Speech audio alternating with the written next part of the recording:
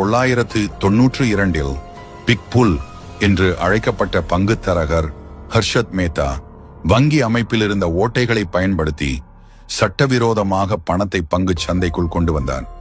போலி வங்கி ரசீதுகளை பயன்படுத்தி வங்கிகளிடமிருந்து கடன்களை பெற்று ACC போன்ற பங்குகளின் விலையை 200 ரூபாயிலிருந்து 9,000 ரூபாய்க்கு மேல் செயற்கையாக உயர்த்தினார்.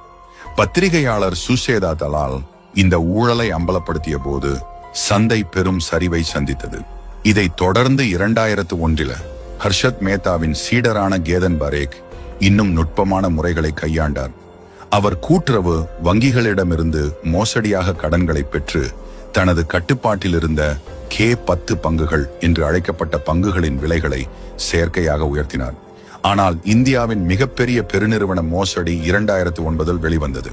சத்யம் கம்ப்யூட்டர்ஸ் நிறுவனத்தின் நிறுவனர் ராமலிங்கராஜு பல ஆண்டுகளாக நிறுவனத்தின் கணக்குகளை திரித்து வருவாய் மற்றும் லாபத்தை மிகைப்படுத்தி காட்டி $1 பில்லியன் அதிகமான ரொக்கம் இல்லாத போதிலும் இருப்பதாக காட்டியதை ஒப்புக்கொண்டார்.